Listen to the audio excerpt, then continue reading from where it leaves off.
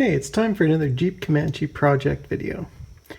I was doing a little work back here. I changed out the gear fluid, gear oil in the differential, and went to change the shocks. Now, the driver's side shock, changed it out, no problems whatsoever. Passenger side, ran into a problem though.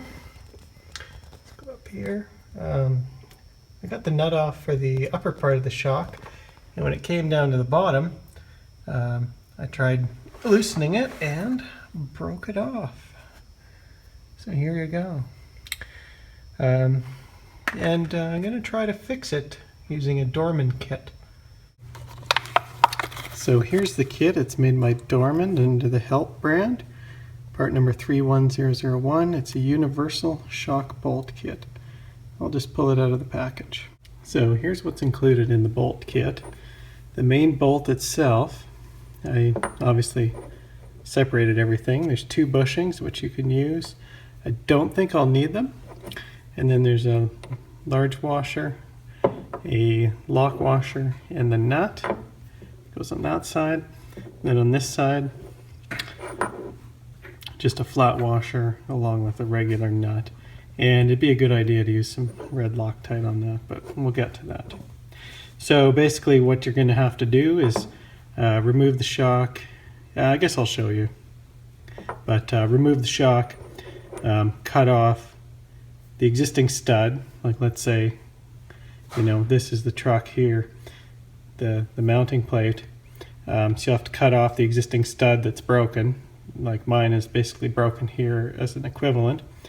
And in the factory setup, there's no nut and stud on this side, so you'll have to drill a hole through here and then attach this where the factory stud was welded. Alright, well I removed the old shock, and you know, there's just one nut on the bottom and one on the top, and you pry it off. You can see this one's rusty, the rubber's dry cracked, there's signs of leaking. I'm just going to push on it so you can see just how bad this is. Normally there'd be resistance, but this should drop down pretty fast. Yeah, it dropped down with not much effort, and it wasn't even smooth. Alright, so I'm into the truck, and if you look up, just move the light, you can see that's what a typical shock mount would look like. That one is the upper one. And come down here, here's the one that broke off. So the situation is basically we're trying to make, you know, put this in place of that. Now something I discovered is that so when you look at the mount, it has a bit of thickness to it, and there's the plate here, and then there's this part that's kind of welded onto it, almost like a big washer. So if I was just to simply cut this off, drill a hole and insert this, which is kind of how the instructions say, is it wouldn't really, well, I couldn't use the washer over there. Let me move the light again. So, you know, I couldn't use the washer and get enough, you know, bite on that spot. So I've come up with another idea that I think I'll do first, and it's kind of doesn't interfere with what's there now. So if we come over to this side, here's my plan. So what I'll do is I'll drill a hole just forward of this to then mount this to. And so all it would do is just move this shock forward, you know, 1 inch or you know, 1.5 inches or whatever. And I think that would be enough to solve the issue without, you know, the issue is just grinding this down, and I don't have a grinder, and I'm not sure what it would take. Like let's say I grind all the way around there, would this part pop off or not? I'm not sure. So I think if I drill a hole first ahead of it and then mount this in front, I think that's probably the first method to try. Okay, so I came across to the what would be the outside of this bracket. Shock bolts right here, or shock mount bolt, and the shock mount stud, sorry. And so I came over here, and what I did was figure out where can I put the hole, because there's this, which is part of the U-bolt, right there. So there's a U-bolt with that, and I need the clearance to get this nut on it on this side, you see.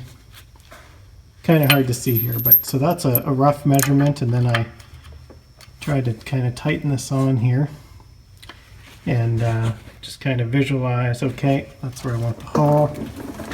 And when you come around to this side,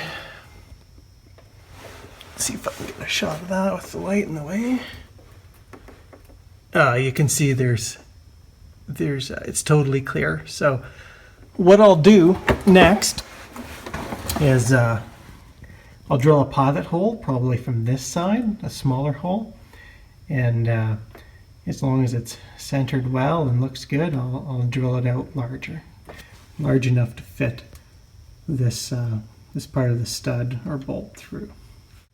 All right, so what I did, I had that measurement, and I used this, which is just an automatic center punch tool, and you line up where you want to take, where you want to drill, and you push, and then it will leave a little mark.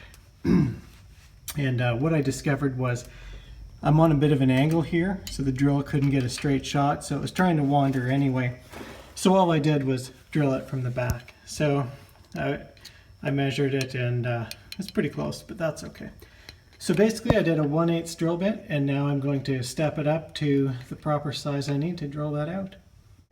Okay, so here's where I'm at. I drilled out the hole with a pilot, a 1/8 inch drill bit from this side, and then I went a little bit bigger.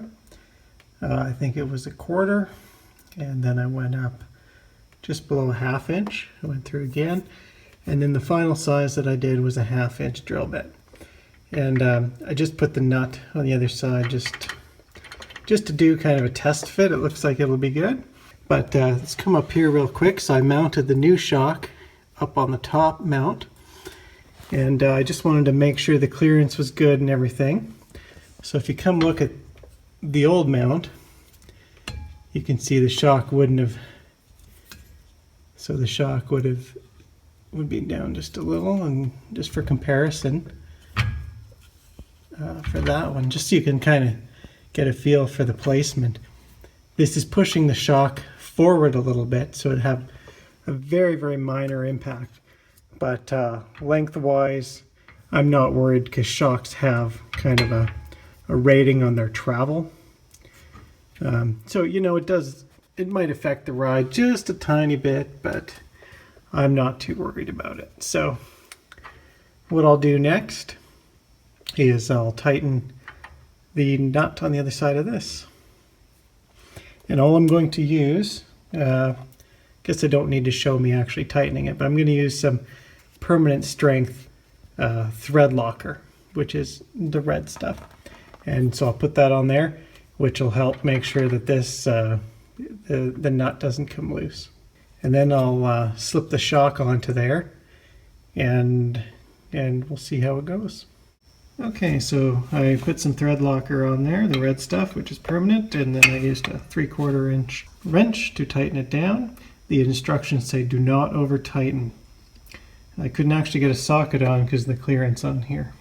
Okay, with the attaching nut tightened, the next step is to come on this side and cut the strap and slide the shock on the lower mount. Just a tip for you, take some silicone lube and spray the mounting point.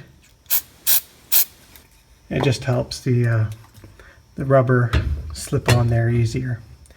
So since I only have one hand here at the moment, I'm going to cut this. It's going to start expanding, and I'll slip it over there, and then I'll put the nut on and tighten it down. So here it is, all tightened down and installed. The shock itself came with this metal sleeve, which we didn't need. You can just discard that. And the Dorman kit, I still have those rubber bushings that I don't need, but here's how I installed the Dorman HELP 31001 shock bolt kit. And I'm going to take the truck out for a test drive and see how it does, but I'd call that a win. So if you like the video, give it a thumbs up and subscribe, and I'd be interested to hear your comments below on what you think of this. Stay tuned for more automotive videos. Thanks.